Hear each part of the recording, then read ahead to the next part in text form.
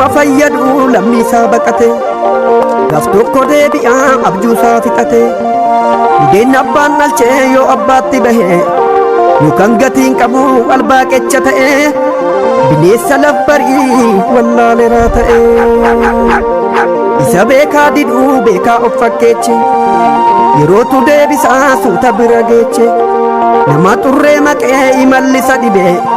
siinaa jajallisaa xurii itti dibee nama xurree maqee imallisa dhibee siinaa jajallisaa xurii itti dibee beekan sanyii abbaa abbaarraa dhalata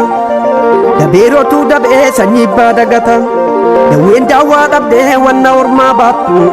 karaan harkaa badaa duraa duumiraatu dawween daawwaa dhabdee wanna ormaa baattu karaan harkaa badaa duraa duumiraatu.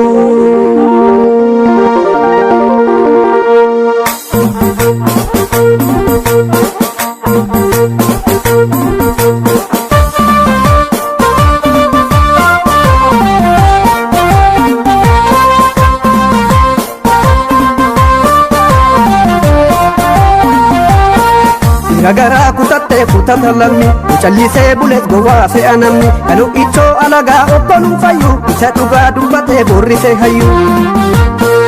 Gagaraa kutattee kutata lammi mucallisee bulees gowwaa fe'a namni kanu ichoo alagaa obboluu fayyu isa dhugaa dubbatee borrisee hayyu.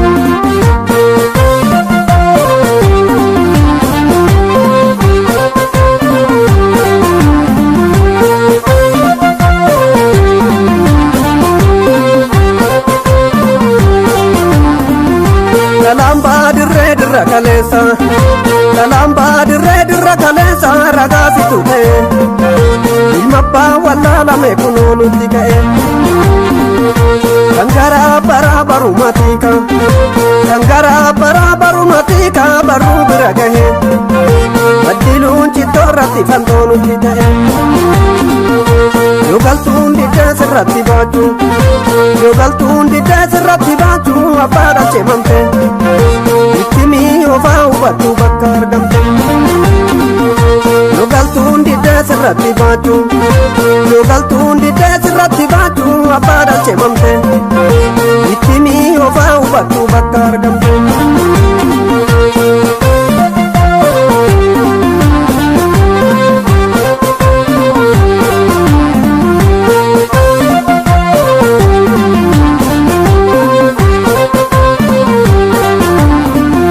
Kalamba dirra kalesa kalamba dirra kalesa ragasi tuhe garrabba walla lame kunonu tikae nurakon kabdera kate dirri nurakon kabdera kate dirri tuji mamale kardalle hambartu nu morma jarri kale nugarano feda tabe mai nugarano feda tabe mai dubini fabaha Masanyina abang kamne abang kita Amma safin tinu ratti farsu Ammo kanin tinu ratti farsu Aften jara kane Kardalle iya jira gulgun nama kane Garafi baram baram lakofnu Garafi baram baram lakofnu Lakofsi nugahe Numatu wali mormasila warmatae Kangara para baru mapeka Kangara para baru mapeka baru biragahe Kalami wanyatu nudibe farratae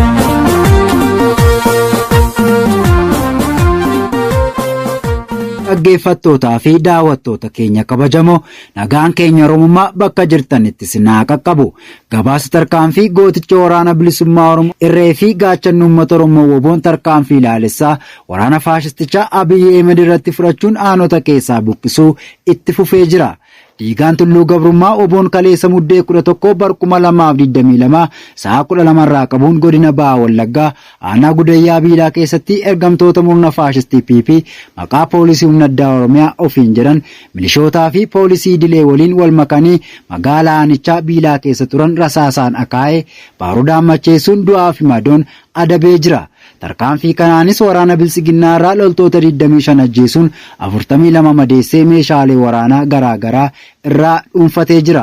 abdii fi gaaddisni saba Oromoo woboon tarkaanfii ergamtoota ilmaan Minilik irratti fudhachuun Oromiyaa keessaa qulqulleessuu eegalee jabeessee jira. Akka kanaanis baha Oromiyaatti woboon zoonii baha muddee 11 bara 2022 waaree dura godina lixa Harargee aanaa Meessoo Araddaa Daalachaa iddoo Aroo Oromiyaa fi Kurfaa Sopheensaa jedhamtutti Cibraan Elemoo Qilxuu tarkaanfii waraana Bilisiginnaa irratti ganama sa'a 5 hanga sa'a 7 gidduutti fudhateen injifannoo guddaa galmeesseera. Gama meeshaatiin qawwee AK-5 hidhannoo mudhii 5 waliinii fi maallaqa 7,000 irraa boojuun reeffa paatroolii 3 madoo paatroolii 2 akka fe'atan taasiseera. Woboon zoonii lixaas kaleessa ganama sa'a 2 walakkaa irratti godina lixa Wallaggaa Onaanfilloo ganda Dollaa kan fageenya magaalaa aanaa Muggiirraa kiiloomeetira 5 fagaattu irratti waraana tiksitoota Bilisiginnaa milishootaan wal makuun namoota saamaa fi hidhaa turan irratti rasaasatti roobsuun gariin ajjeesee gariin madeessuun qawwee 3 televezyiinii moobaayilii fi qabeenya maallaqa 20,000 baasurraa boojuun injifannoo boonsaa galmeessee jira. Tarkaanfii woboon waraana Bilisiginnaa irratti fudhatu itti fufaa. Oraa bulaa deebanaa injifannoon uummata Oromoof.